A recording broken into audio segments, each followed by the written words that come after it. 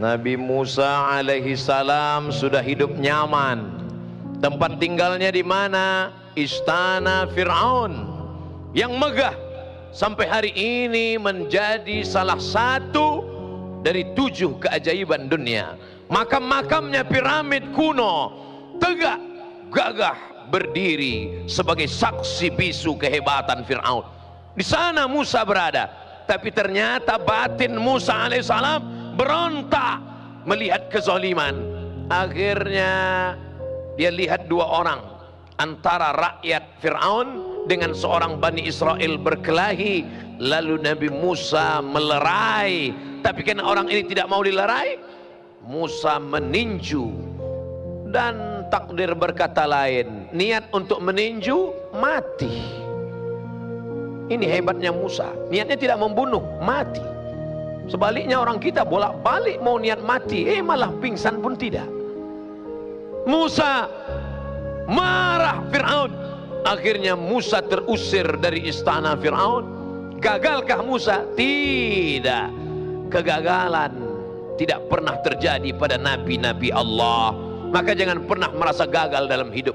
Apa yang terjadi pada Musa alaihi salam? Allah ingin menjadikan Nabi Musa lebih tinggi derajatnya. Mundur sejenak, mundur selangkah. Hakikatnya Allah ingin mengangkat, maju 3, 5, 7 langkah. Begitulah Allah mengangkat derajat orang beriman. Apa sebenarnya yang ingin diajarkan Allah kepada Nabi Musa alaihi salam? Bukan kalah, bukan gagal. Nabi Musa dididik oleh Allah Subhanahu wa taala. Lalu dia pergi berpetualang, berkenalan dengan Shu'aib.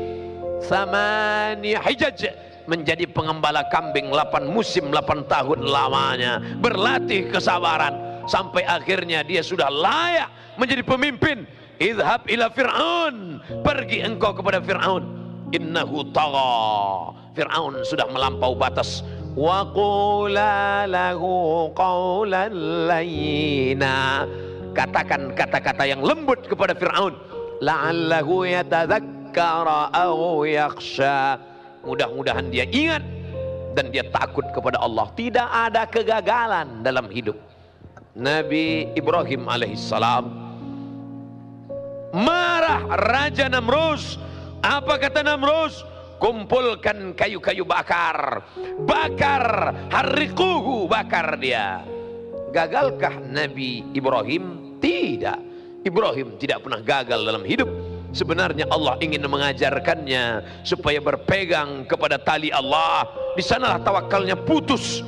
Tak ada satupun tempat bergantung. Api menyala, tabiat api panas akan membakar, gosong, melepuh, hancur, menjadi abu, diembus angin, hilang. Tapi Allah tidak ingin membuat Ibrahim hilang. Justru tabiat api berubah menjadi dingin. Ya nar, hai api, kuni bardan, jadilah engkau sejuk, dingin. Andai Allah hanya berkata sejuk, mungkin Nabi Ibrahim akan mati kedinginan, membeku. Tapi Allah tutup ayat itu. Ya naru kuni bardan wasalaman, sejuk tapi engkau selamat bagi Ibrahim. Ibrahim keluar dari api dalam keadaan kedinginan.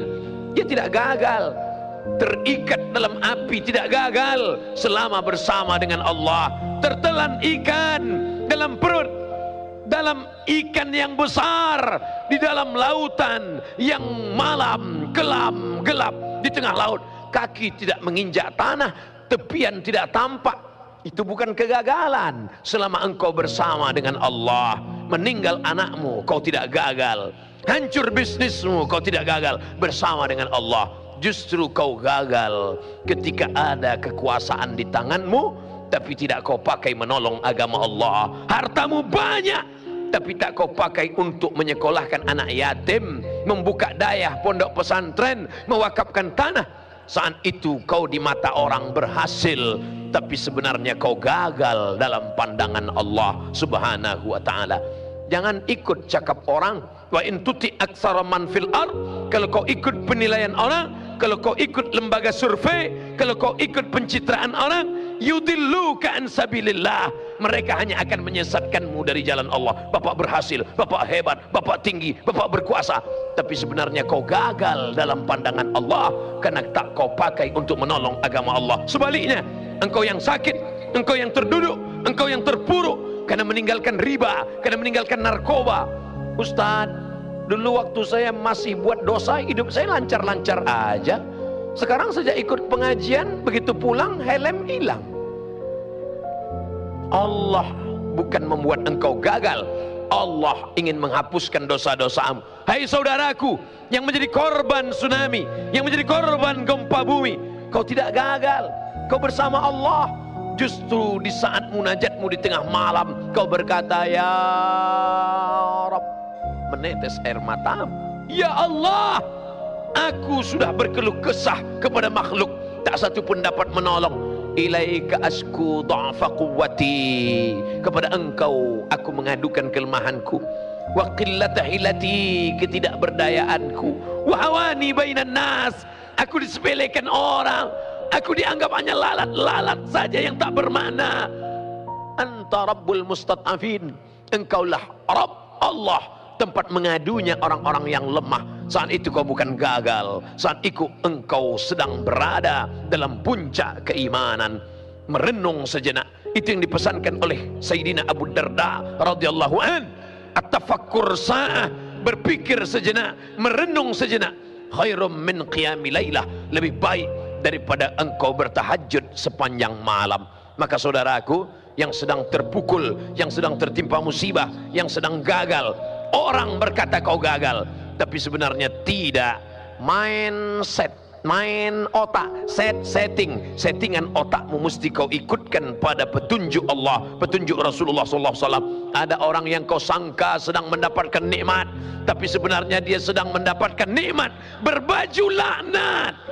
Saya tidak pernah sholat, saya tidak pernah puasa, saya tidak pernah bersedekah, rezeki saya lancar, anak saya sehat, keluarga saya aman, adem, ayam, tentram. Sebenarnya kau sedang dipermainkan dengan istidraj. Sanastadrijuhum min haitsu la ya'lamun. Mereka yang merasa dirinya berhasil, tidak pernah gagal, padahal mereka sedang kumainkan. Wa umli lahum, aku ulur rezekinya banyak, aku ulur kekuasaannya hebat, aku ulur badannya sehat. Inna kaidi matin, ingat, tipu dayaku amat sangat hebat. Maka saudaraku yang gagal dalam bisnis, saudaraku yang gagal karena sakit, saudaraku gagal dalam rumah tangga, sebenarnya kalau kau sabar, kau serahkan diri kepada Allah, engkau sedang diuji oleh Allah. Kalau kau sabar, ma tawadha'a, tidak ada satupun orang yang merendahkan dirinya kepada Allah.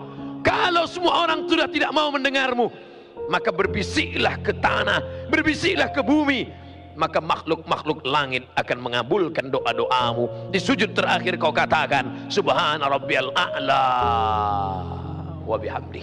Allah akan memperkenankan doa kita insyaallah. Amin.